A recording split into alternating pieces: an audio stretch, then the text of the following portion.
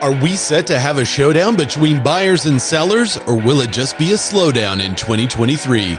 Mortgage demand jumped 7%, but inventory is dropping. Purchase applications are up 25%, but millennials are saying that inflation is dueling with their purchase plans.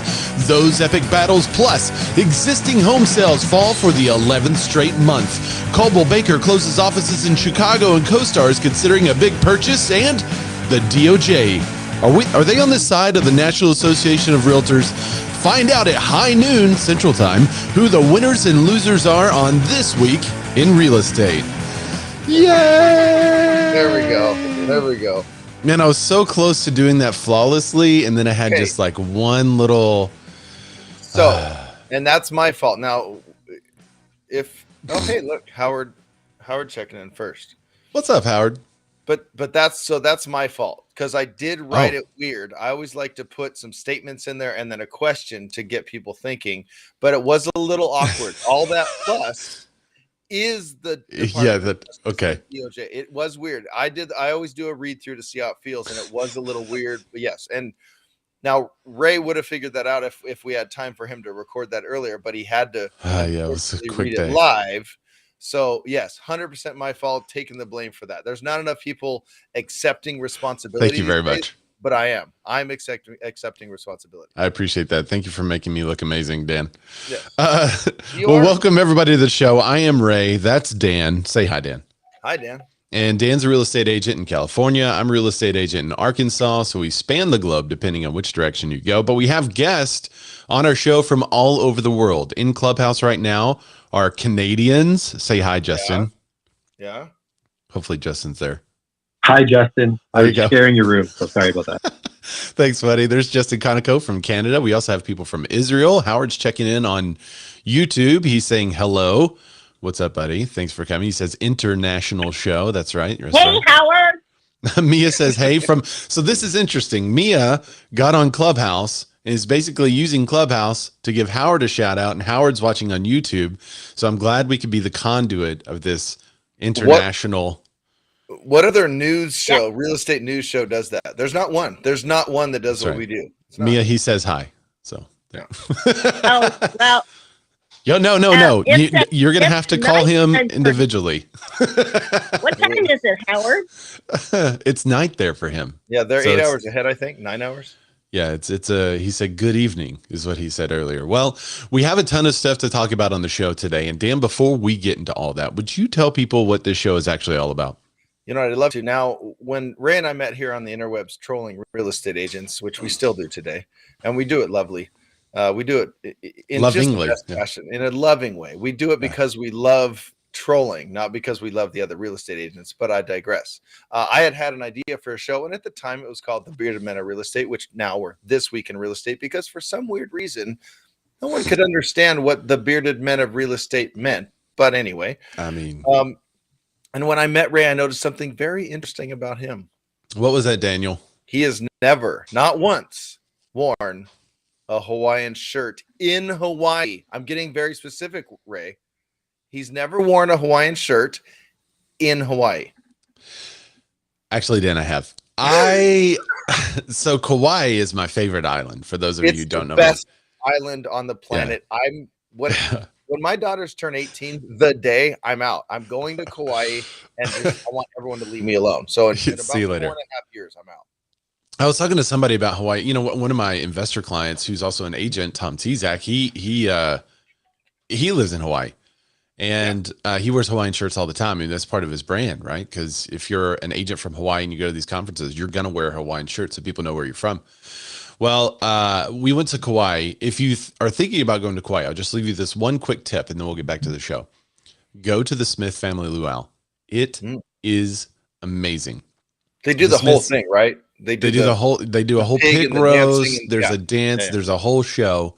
Yeah. You have to go to the Smith Family Luau if you're in Kauai. Okay, sorry, Dan, I detracted, but yes, I have worn a Hawaiian shirt in. I really thought I had you every week. If you don't know, I like to come up with something that Ray hasn't done before. 9.5 times out of 10, he's done it. So we get to learn a little bit about Ray. But what I really noticed that he's a beautifully bearded man, and I also noticed that he loves giving value up front to not only his clients, but just to humans in general. So the show is about being more as an agent, but also being more as a human. Yep. And one of the ways we believe that you could be more as a human is to know what in the world is going on so that you can make better choices with your real estate investments, or if you're in the industry, so that you can consult with your clients and help them make better choices. Speaking of trolling agents, yeah, I want y'all to tag Byron Lazine. I'm wearing this shirt for him. He posted a comment on someone's, says "We are the lion." It has "real" under it. He posted a comment on the Broke Agent Media's post today about it. So for him, I'm virtue signaling. So there you go, Byron. So y'all tag Byron.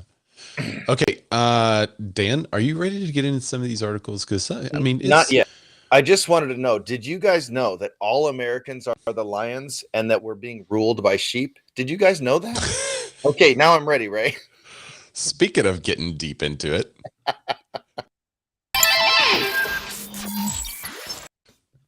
Oh, man. Let's just go real political. Just turn into an Alex Jones and Joe Rogan versus, I don't even know who's like the Rachel Maddow. I mean, you'd have to dig way deeper to find like just pretty much any other character. Yeah, maybe any other newscaster. All right. Weekly mortgage demand jumps 7%. What? Yeah, as interest rates drop to its lowest level since September. Here we have on CNBC another article that features someone else's listing. We've talked about that on the show before. And we had a guy on. Speaking of, he said that whenever the article featured him, he didn't get any calls from it or anything. It featured his sign. He didn't know what was happening. But they have these guys that go out and just take pictures of real estate signs. They upload them to Getty Images, then MSN or CNBC or whatever purchases those. And that's how they get on there, because we were always wondering. Well, the guy said, yeah, they used my sign. It was an active listing of his. He said he didn't get any increase in activity, but he did get a lot of spam calls. And I think somebody also tried to impersonate him. And he wasn't sure if the impersonation was because he actually appeared on our show or if it was having to do with the sign being featured on CNBC. I'm sure it's a little bit of both, but because, we get such a massive reach. But my dad's checking in. Norm's checking in. Yes. Norm. We were on Kauai. I think my first trip there was when I was 11 and I loved it, but I've been back twice since then. Nice. Yeah. It's awesome. Okay, so mortgage interest rates fell for the third straight week, while mortgage demand also rose again. The total application volume was 7% up last week compared to the previous week.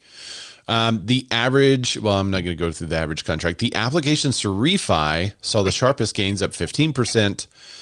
Mortgage applications to purchase a home also rose 3%, but they were 39% lower year over year. Still not that bad, though. Still not. I mean, we're just going to keep hearing the 39% lower year over year, 50% lower year over year. I can't wait to see what happens this summer. Lower. It's just going to keep happening because it was such an outrageous 2 years that we had of people purchasing homes as fast as possible. And we have other articles coming up that talk about inventory, but I think it's going to have a lot to do with if we get an increase of inventory or not. If we have the increase of inventory, I think the applications to purchase a home are going to be huge, and people are going to start looking around because they're getting used to that 5 and 6%. I've seen some reports that are saying that interest rates will stay above 6, but that's minimal. For the most part, what I'm seeing is they're going to go back down into the 5s and kind of chill in the low to mid 5 range is what I'm seeing. That's right. And feel free to share the show, guys, especially if you're in Clubhouse. You can make comments on the in the chat too, and we can display those comments. I don't think there's a way for me to display the comments on the line, but I can display our room. So I usually put our room up so people can see it. Let's try it. To display the comments. Okay, I'll be working on that part. Let me read this quote by Joel Kahn. He's the Mortgage Bankers Association economist. He said, home buying activity remains tepid, but if rates continue to fall and home prices cool further, we expect to see potential buyers come back to the market. Many have been waiting for affordability challenges to subside. Do you have buyers that are just on the outskirts looking in saying, I'm going to wait, I'm going to wait, I'm going to wait? Not really. They're just buyers that I make contact and they're ready to go. They're getting pre-approved to see what they can be pre-approved for. I don't really have like the sitting on the fence. Not the people I talk to, at least. That's interesting. Yeah, I mean, like, I don't have anyone that like. I do. Okay, so let me change that because I do have one. This is a lender. No, he's like, well, there is this one guy. Well, it's a follow up. We've been following up for 8 months to get her to buy. It's been 8 months, so she's kind of on the back burners. But there was a text. I have a lender that follows up for me, and she said she's waiting for home prices to come down. Outside of that, though, it's just leads coming in and trying to get pre-approved or getting out there and looking. Well, do you see in your market home prices actually coming down anytime soon? Yeah, they're slowing. Gains are slowing. They're not so hot. It's not so crazy. There's not as much competition at all. So you would say the biggest problem is not necessarily the home prices, but inventory. Are you doing the thing? There's a delay. There's a delay on the thing.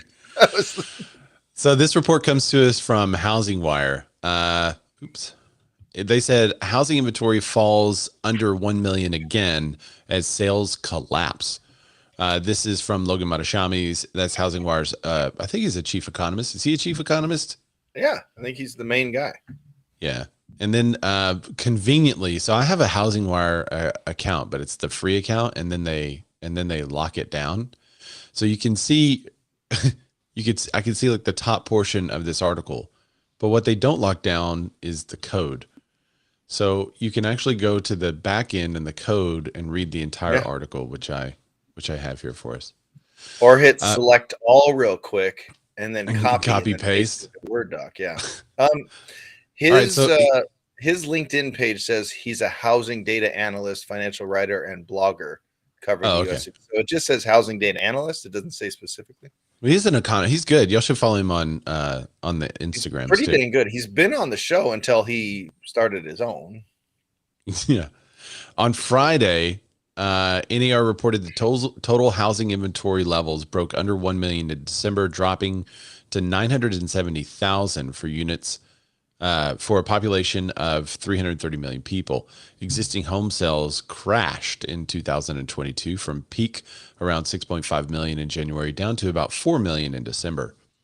He said, we now have the total inventory levels near the all-time lows again. In one of the most critical years in the U.S. housing market, we've just experienced an event that most people will never thought that could happen.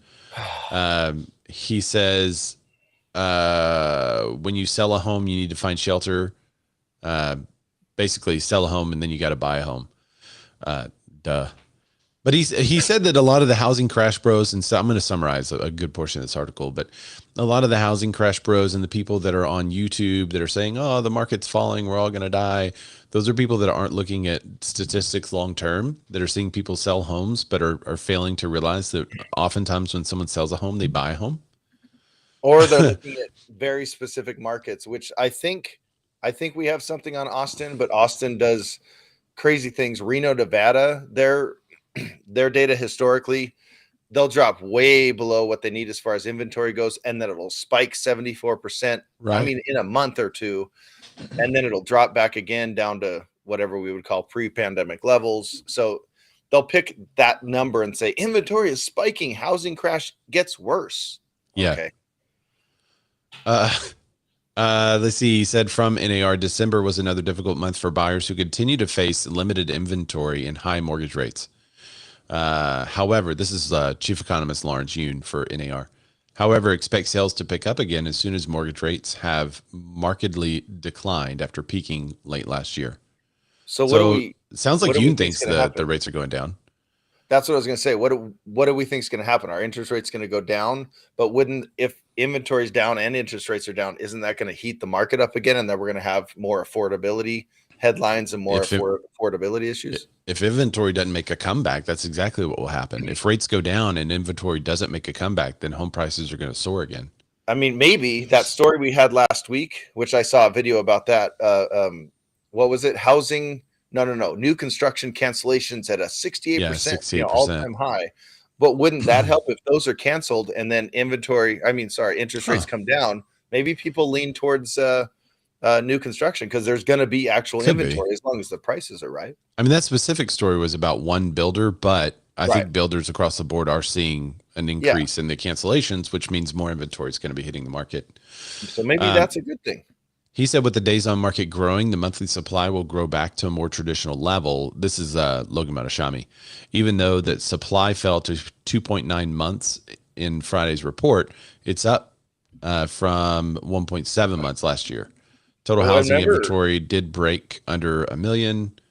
The year-over-year housing inventory growth is a positive story for housing as a crazy marketplace before rates rose and faded away, and we're getting a more normalized marketplace. Yeah, and remember in 2021, inventory was, non-existent, really. Yeah, I think normal is good. I think normal is what a lot of people are longing for in a housing market because the predictability of rates and also predictability of selling and buying. This is not all a bad thing.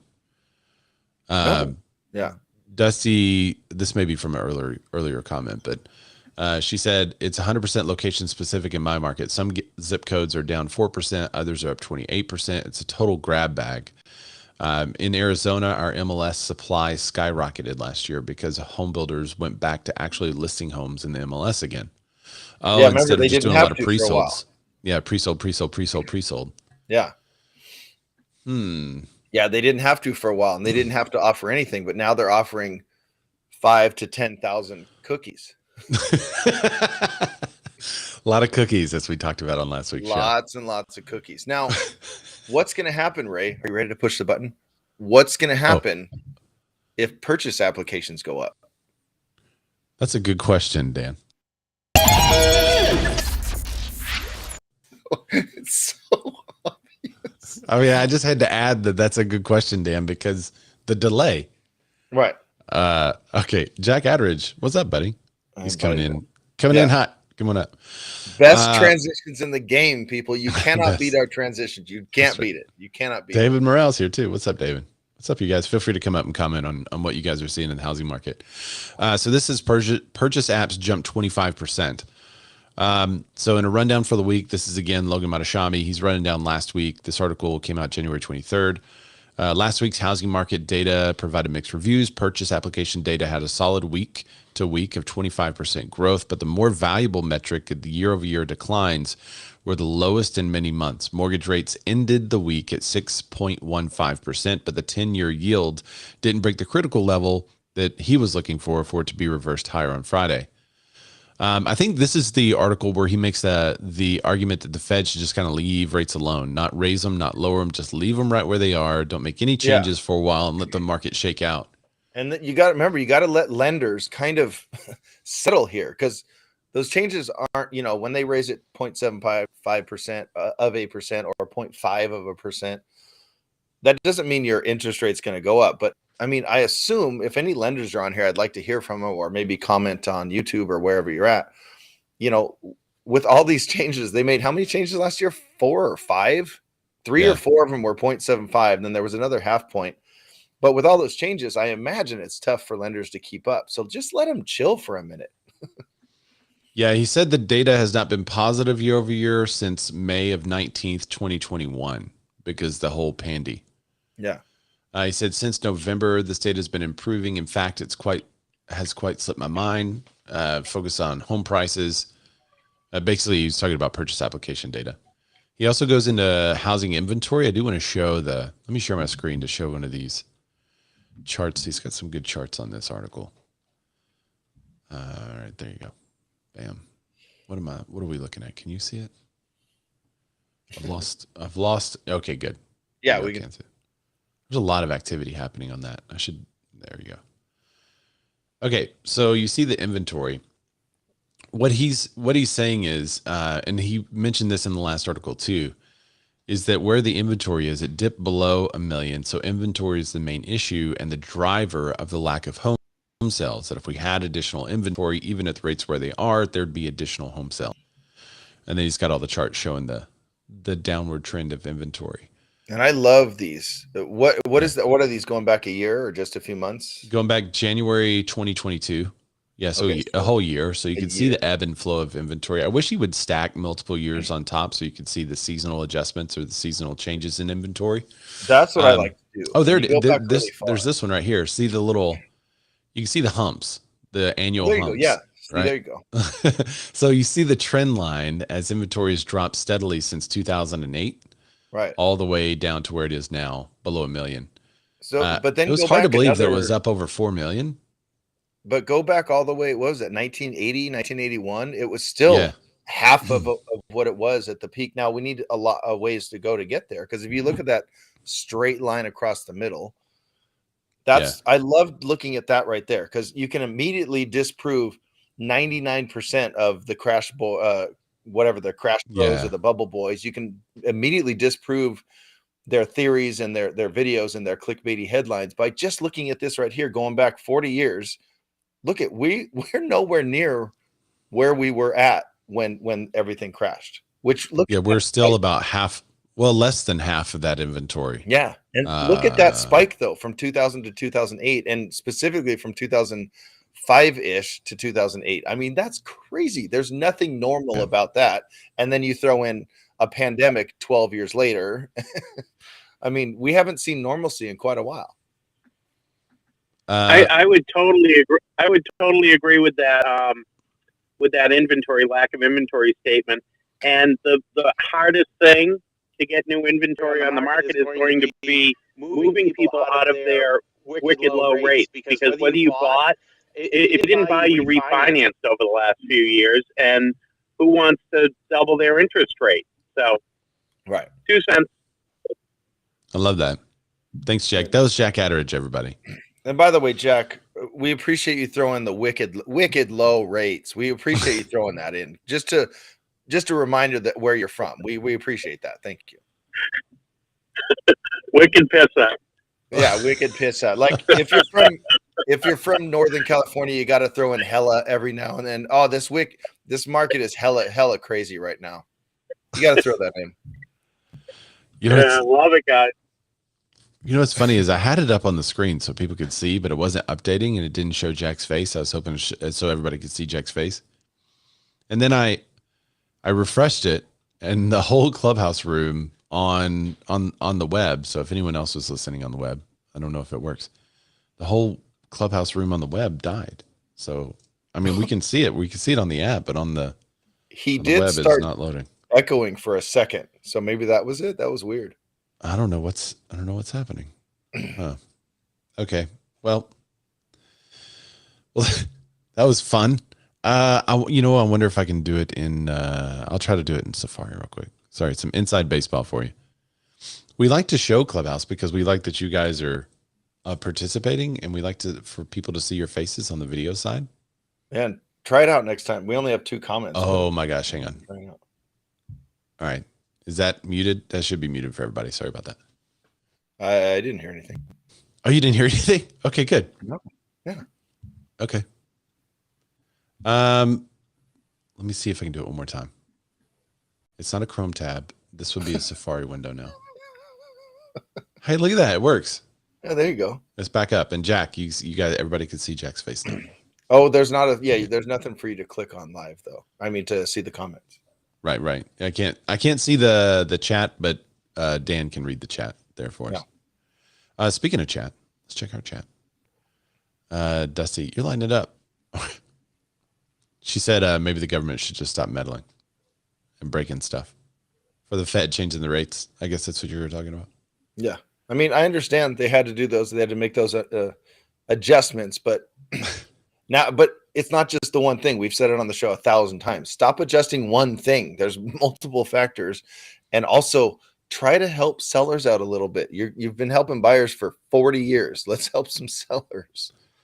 Yeah, the issue, as we can see from the charts and what everything that Logan is talking about, the main issue here is supply. Inventory. Yeah, there's no supply. And without supply, nothing is going to happen to the home prices. They're still going to go up. Well, and go ahead. I read a stat today that in some article I was looking at, it may be in one we have today, so I may be jumping the gun here a little bit. Oh, sorry. Shoot, I can't say that. Jumping the nerf a little bit soon here. You got to be careful. Yeah, these you days. can't say GUN these days. Yeah, sorry. You can't So you can't dumb. unalive anyone with a Nerf pistol, Nerf thing. Anyway, it said 28 million. It might be the next one we have. 28 million people. I think it's just people plan on purchasing a home this year. So having only 2-3 million homes in supply is not enough. Well, 92% of millennial home buyers say inflation has impacted their purchase plans. So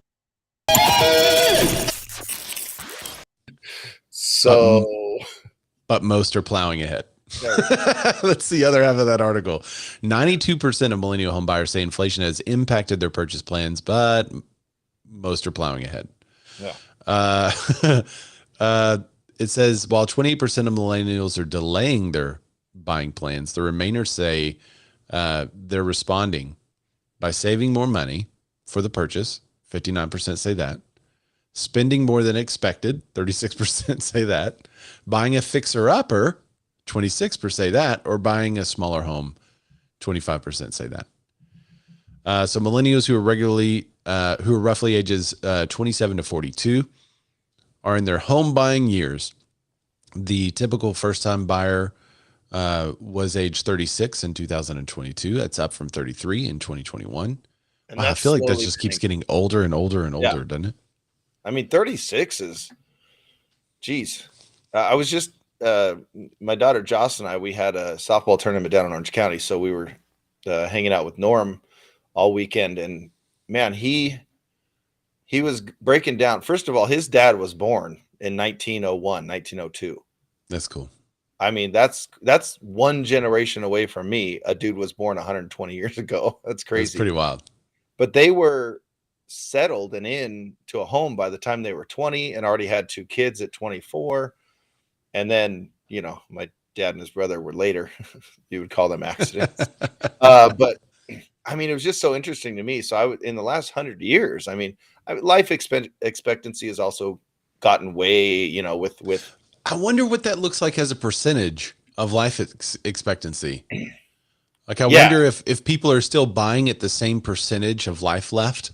Yeah, there you go. Yeah. And you know, it doesn't have anything to do with it. Like, is it like, no, dude, I'm going to live until I'm 90. Why buy a house at 20? Like, when 100 years ago is, dude, I'm going to live until I'm 50. I need to buy a house at 20. We need to go ahead and buy a house. Like, is that part of the thought process? They're 14 years old and it's like time to settle down, getting on up there in age. That's it. That would be an interesting, somebody compare those stats. Let's get a number crunch on that. Is Matt LaMarche here? He doesn't have anything to do. He needs to get off the links, dude. This guy in golf is ridiculous. You know, he's not out doing real estate right now. No, he's out. Him and Scap are playing golf right now. All right, so home prices continued to head down from their highs. I did the transition on this, right? Yeah, we did. All right, home prices continue to head down from their highs. However, the situation is gradually improving. The median price for existing house was $366,900 in December, just 2.3% higher than full year earlier at $370,700. In November, according to the Realtors Association. Last June, the median price was $416,000. That's 13.4% higher than June 2021. Interest rates have eased. It's down now from 6.21 as of January 24th. That compares with 7.32% in late October. Did you realize how high we got in late October? 7.32%. Yeah, because I didn't realize we were. I mean, no, we talked about it, but I don't think it clicked in my brain that we were at 7.32%. That's pretty high. Yeah, because I've been doing lots of research and even more numbers than normal. But the high was. I thought it was 7.29, but yes, I realized that it was astronomical. So they say that 5% or 6% may be the new normal for mortgage rates. While it's impossible to predict where rates will go, experts say buyers shouldn't wait for the mortgage rates to drop to where they were in 2020 and 21 because that's stupid. They're likely never to see that again anytime soon, they said, because it was due to the emergency from the Fed. Ever. I don't know if they were ever down under 3%, ever. I mean, Lawrence Yun also says that buyers should have the mindset that the new normal is 5% to 6%. Right, which is exactly what my prediction is for this year, 5.5%. So houses are still selling quicker. Hey, Melanie Hayes here. What's up? Hey. We talked about you like last week or 2 weeks ago on the show, and she was like, "What did y'all say?" I was like, "Well, I guess you have to go back and watch the show to figure it out." yeah, we can't tell you. We need one more view to get over 100 this week. So you need to go back and watch that show. And one more. If it wasn't last week, watch that one, and then watch the one before that, and then share with all your friends to watch that one. Just, we have thousands of audio podcast listeners. So we really love the audio podcast listeners, but it's really fun to have the engagement from the video and people that are commenting live and like people are popping up in Clubhouse and all that stuff. So maybe it's because sorry, go ahead. Sorry, quick question. And I hope I don't get the same answer that you just gave, but it's painful that I missed the prediction show. But I'm curious, what was the theme on interest rates at the end of the year in the prediction show? The overall theme on the prediction shows tend to be how right Ray was. I think that's what I take from it is how right year over year how it can't it's impossible to be so correct so often. That's really what I take as the large theme of most of the prediction shows. And he was also he was also the most wrong on interest rates, by the way. There was one thing I was wrong about, and it happened to be interest rates, but everything else was very, very correct on. Really wrong. No, I think I can't remember the numbers, but I think most of us thought the interest rates would kind of level off in 6s and 7s and 5s, and I think it would not get to the 3s. Yeah, I think I was the highest this year. Wasn't I the highest at like 6 point something? You did go pretty high, but Jack, you need to go back and watch the show. It's like full 2 hours. Show, Jack. Actually, or listen to the podcast. I will have. Listen to the podcast on 2X. I watched last year's in preparation, so I will definitely watch this one at least once. You will be so amazed at the back to back. I had like a string of 10 predictions that were so accurate. Good. It was painful. There were like a good. He's exaggerating, but it was like 7 in a row where it was like, dude, add it to the list. And then all of Dan's predictions were like, no, I was really right. I was actually really right on the bottom, which is usually but he doesn't have the soundboard, so yeah. Usually I'm really wrong. But it's funny how your trigger finger is a little more accurate when it comes to the no, there you go. Yeah. No, Dan, go ahead. Make another prediction. Let's hear it. What do you have to say? 5.5% this year. Or wait, I think interest rates are going to be at 3.2 at the end of the year. That's what idiot said that? Oh my gosh. No, I'm kidding. that would have been me a couple of years ago. All right, so let's get back to the article. They say homes that sit on the market longer may be the buying opportunity. I literally just talked about this with my team this morning. I was talking to one of them. We have some investors still looking for properties, and one of the things we do is look for properties that have been on the market longer than 30 days, because anyone less than 30 days right now is not moving very much for us. But they said you can get a 10 to 15% discount if you find people that are on the market a long time. They also suggested looking outside of primary areas. So if you have a really hot market, a hot spot in the city, look just on the outskirts of that.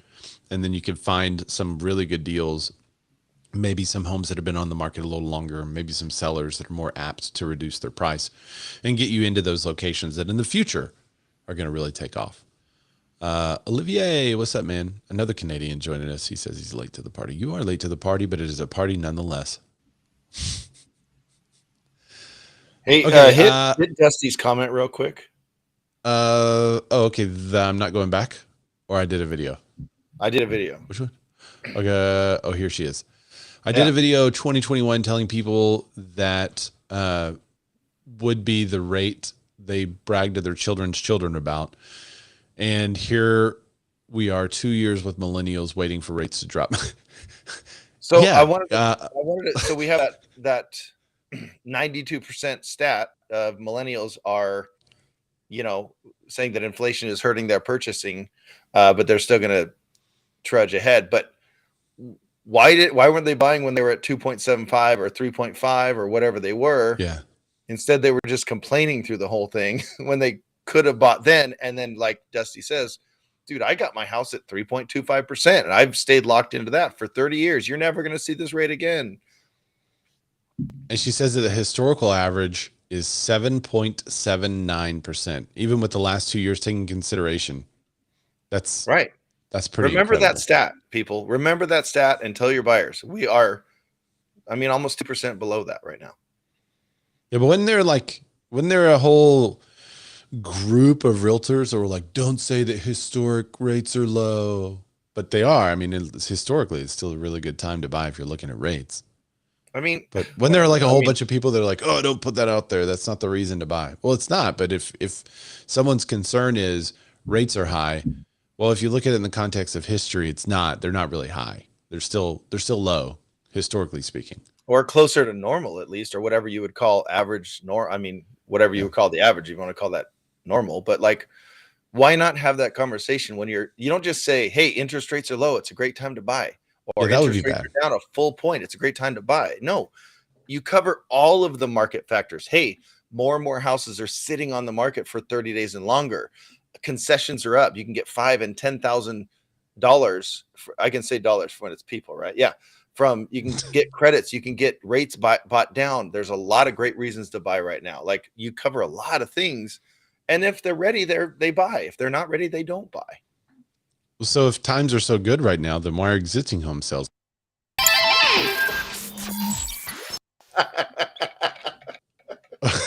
That was quick. Why did that one happen so fast? I don't know. Existing home sales fell for the 11th consecutive month in December, hitting the slowest pace since November of 2010. November of 2010, everyone. So this is from CNBC. Sales of previously owned homes dropped 1.5% in December from the previous month. According to the National Association of Realtors, sales ended the year at a seasonally adjusted annualized pace of 4 million units, which is 34% lower than December of 2021. And it's the slowest pace since November of 2010, when the nation was struggling through the housing crisis brought on by the faulty subprime mortgages. Total sales for the year were down 17.8% from 2021. So 2022, and for a lot of people, it was like a good first half of the year, and like no one bought for the last half of the year. And there were some really big names in the industry saying this year's been really, really hard for us. And then there's some other agents in the mid-major markets, minor markets, that were just having a great banner year altogether. Well, when you keep your expectations and your goals really low, like I do, it's always kind of the same. Yeah. I mean, a 1% difference when you're trying for 0.5% is double. It's doubly better. Great. I'm stoked. Like, dude. Let's see. Home sales have now fallen for the 11th straight months due to much higher mortgage rates, which have been rising last spring. It had more than doubled by fall. Sky high prices driven by high demand. It was kind of like the perfect storm there. You had the rates like we talked about in October, 7.32%. We had home prices, which were the highest in history. And you have the holidays, and that's going to make a lot of people kind of take one step back and say, meh, maybe not. Lawrence Yun, chief economist for the Realtors, said December was another difficult month for buyers who continue to face limited inventory and high mortgage rates. However, expect sales to pick up again soon, as mortgage rates have markedly declined after peaking last year. So we can expect purchases to pick up soon, right? Yeah. And what I've seen as far as predictions for the year, are we there yet? No, I'm going to wait. I'm going to wait on that because the next article, I'm going to wait for all the stats that are jumping around in my head. Yeah. Well, I mean, since you mentioned it, the question that this next article answers is all this stuff a bad thing? Why is it happening so quick now? It's quick on the draw. I don't know. I guess it's because of our theme today. Yeah, I'm gonna try to get really fast with it. Why is 2023 housing market slowdown a good thing? This was at M and Connect, and they had who are the names? They had I'm gonna butcher this name. Clelia Peters Celia Peters. It starts with a C, but I feel like Celia is phoning Okay, that name I'm in. I'll jump on that. You Clelia Peters. Tamir Poleg, who's the real founder and CEO. Nate Levin, or Nate Levin, Levin.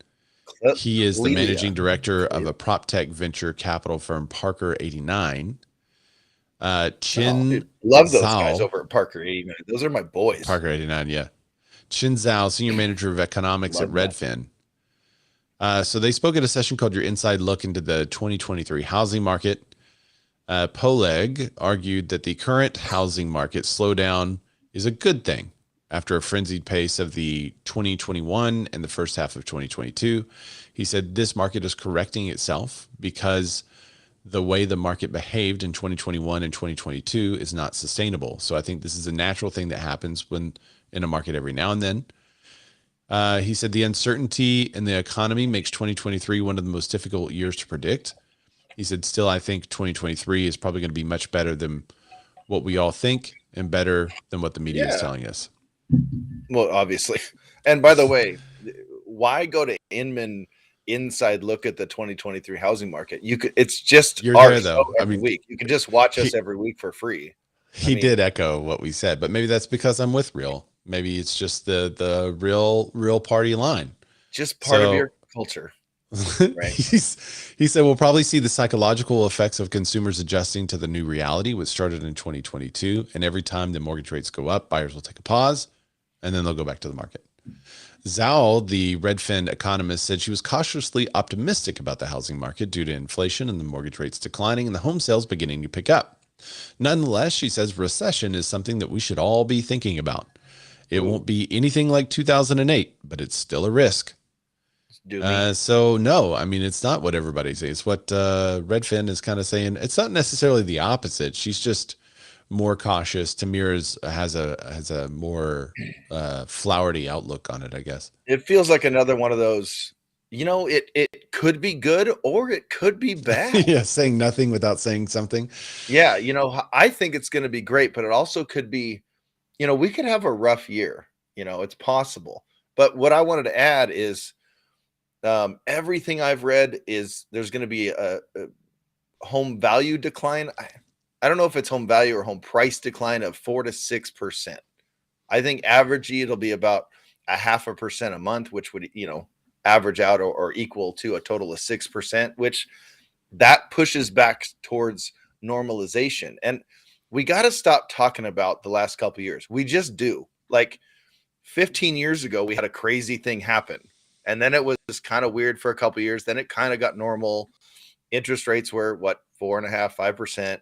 Yeah. And then we had a really crazy thing happen. So like first emotional, damn it. Exactly. And in that first article that Ray covered where he said, I forgot what he said, but the 39%, year over year, the 40%, the 62% year over year. We got to stop decreases. Yeah. Decreases. Everything's down. And then whoever said it just now or coming from this Inman thing, it's going to be just a fine year, despite what the media is going to be telling us. So it sounds like it's a lot of mindset issues. I mean, she goes on to say, I don't see a reason fundamentally why the U.S. economy should be in a period of prolonged slowdown. I always do a thing, not every Monday, but on my Instagram. If you don't follow me on Instagram, go do that. It's D-lettered-grocks, DLUDWIGROCKS. Go follow me on Instagram. But I'll do this thing where I'm like, happy Monday to everyone except. And this Monday, it was, what was it? It was, spearmint. Happy Monday to everyone except for people that say spearmint. There's no in there. So next Monday, I'm going to post happy Monday to everyone except people who say you got to have the right grind set. Oh my goodness. I've not heard that, but that is pretty bad. Oh, the grind set people. Hustle and grind until there's nothing left, man. Leave it all out on the corporate field so you have nothing to give to your friends and family. That's why I was giggling. I'm making myself laugh as normal. All right. Even though she described the Federal Reserve's interest rate increases as a, quote, sledgehammer to the economy, the effects have been very positive, according to Zhao. She said, if I were to write a script for the so-called soft landing in the fall, that script would look like what we're experiencing right now. Yeah. Levine, he's the Park 89? Parker 89.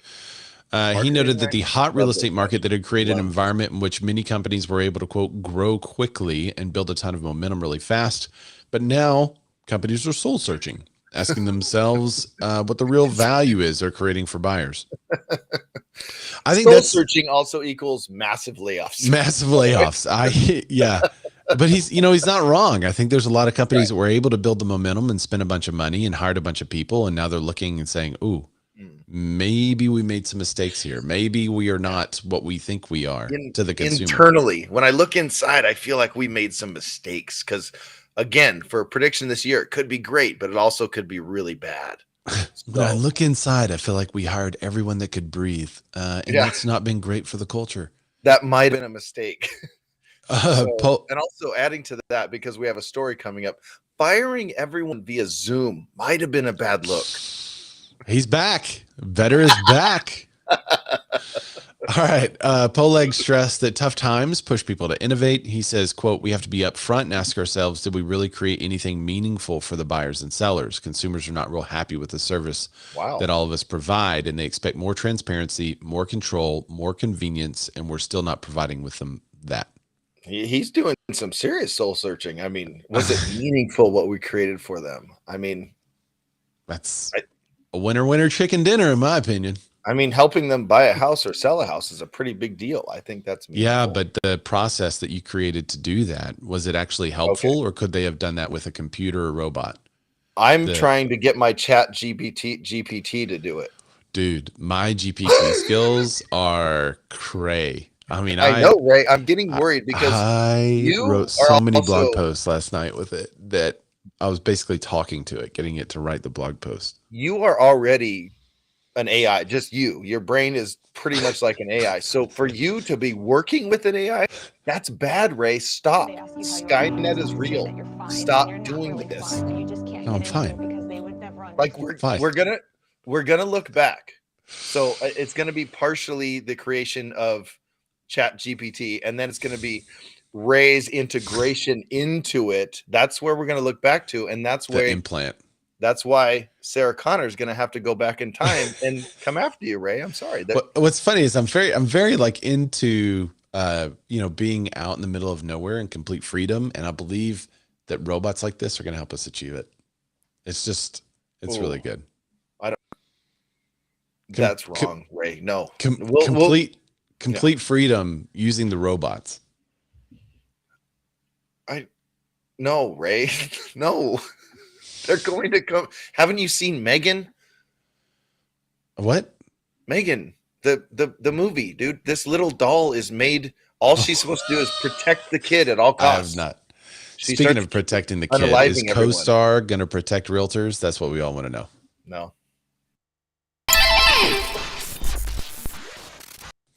Is CoStar the bot that will save us all? CoStar is considering a purchase of realtor.com. Not the domain, the company, I think. Damn it. Yeah. Commercial real estate giant CoStar, which has lately been moving into residential real estate with and feuding with Zillow. Like they've been taking on Zillow hardcore. They reportedly in talks to acquire realtor.com, parent of Move Inc. from News Corp.